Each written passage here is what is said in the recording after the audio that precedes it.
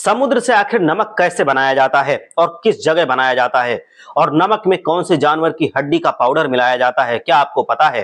तो आज की इस वीडियो में हम आपको बताने वाले हैं कि हमारे भोजन में जान डाल देने वाला नमक समुद्र के पानी से आखिर कैसे बनता है। जैसा कि हमें पता है, नमक को समुद्र के पानी से बनाया जाता है। इसका कारण है समुद्र के पानी में बहुत ज्यादा में घुला हुआ नमक। पर आपको ये बात पता नहीं होगी कि सारे नमक बनाने की जो फैक्ट्री होती है वो समुद्र के पास नहीं होती है। सबसे पहले नमक वाली फैक्ट्री में समुद्र के पानी को बड़े बड़े टैंकरों में भरकर ले जाना होता है, जिन्हें बाद में खाली पड़ी जमीन पर चौकोर आकर के खेतों में भर दिया जाता है। आपके मन में एक सवाल जरूर आया होगा कि अगर नमक बनाने में समुद्र के पानी की इतनी ही जरूरत होती है तो इसे समुद्र के बाजू में ही क्यों नहीं बना लिया जाता। दोस्तों, इसका कारण है कि समुद्र में समय समय पर ज्वार भाटा आता रहता है, जिससे इनकी महीनों की मेहनत एक ही बार में समुद्र में मिल जाएगी। एक बार जब खारे पानी को इन चौकोर आकृतियों के खेतों में भर दिया जाता है, फिर इसे इवापोरेशन प्रोसेस के लिए छोड़ दिया जाता है। आपके लिए मैं बता दूं कि इवापोरेशन प्रोसेस उस प्रोसेस को कहते हैं जिसमें किसी भी पदार्थ में जो पानी होता है वो भाप बनकर उड़ जाता है। तो इस प्रकार नमक को समुद्र के पानी से अलग करने के लिए किया जाता है। सामान्य मौसम के हिसाब से समुद्र का पानी सूरज की रोशनी से धीरे धीरे करके उड़ जाता है और इसको उड़ने में कुछ हफ्तों का समय लगता है।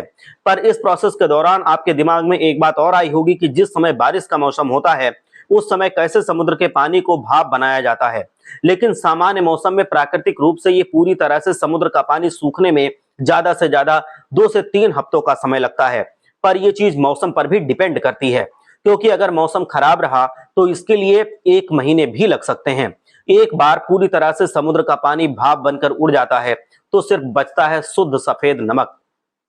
पर आप ये सोचने की गलती मत कीजिएगा कि ये नमक इस्तेमाल अभी किया जा सकता है, क्योंकि इसे इस्तेमाल लाना तो दूर, इसे अभी चीखा भी नहीं जा सकता। अभी इस नमक को प्योरीफाई करने के लिए फैक्ट्री की तरफ ले जाया जाता है। प्योरीफाई कर लेने के बाद सबसे पहले नमक को बड़े बड़े ग्राउंडिंग मशीन में पीसा जाता है, ताकि इसके जो बड़े बड़े नमक के टुकड़े हैं वो छोटे छोटे आकार में बदल जाएं। लगभग 1 घंटे के बारीक पीसने के बाद इन्हें आगे भेजा जाता है, जहां पर इसके ऊपर पानी की धार छोड़ी जाती है। पानी की धार छोड़ने से बहुत कारण होता है, इससे जो नमक के अंदर छोटे छोटे पत्थर रह गए हैं वो सब निकल जाते हैं। एक बार इम्प्योरिटीज निकालने के बाद काफी हद तक नमक इस्तेमाल करने लायक हो जाता है। पर अभी भी इस पर बहुत काम बाकी है। तेजी से पानी की धार से नमक पूरी तरह से गीला हो जाता है, जिसके बाद इसे आगे करने की प्रक्रिया में भेजा जाता है। अब आगे इस नमक को सैनिटरी फ्यूल यूनिट में भेजा जाता है। यहाँ पर नमक और पानी को अलग अलग करने का काम किया जाता है। इस मशीन में जाने के बाद नमक और पानी को पूरी तरह से एक दूसरे से अलग कर दिया जाता है और आखिर में बचता है हमारे पास सूखा नमक। इसके बाद आखिरी और सबसे ज्यादा जरूरी स्टेप आता है, जो है इसमें केमिकल को ऐड करना। और भी नमक हमारे लिए प्राकृतिक रूप से इस्तेमाल करने लायक नहीं बनता। इसमें कुछ चीजें मिलाकर हमारे इस्तेमाल के लिए इसे सुयोग्य किया जाता है।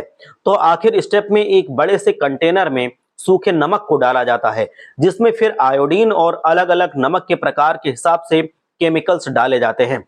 90% से ज्यादा नमक में आयोडीन ही डाला जाता है, जो कि हमारे लिए सेहत के लिए अच्छा होता है। एक बार आयोडीन डालने के बाद इसे 1 हफ्ते के लिए छोड़ दिया जाता है, ताकि ये अच्छे से ब्लेंड हो जाए। ब्लेंडिंग प्रोसेस कंप्लीट होने के बाद इसे आखिरी के पैकेजिंग के लिए भेज दिया जाता है। पैकिंग हो जाने के बाद इस नमक को नॉर्मल रूप से टेम्परेचर पर स्टोर कर दिया जाता है, जो समय के बाद रिटेलर्स को दे दिया जाता है। तो दोस्तों, कुछ इस तरह से समुद्र के खारे पानी से हम बनाते हैं नमक।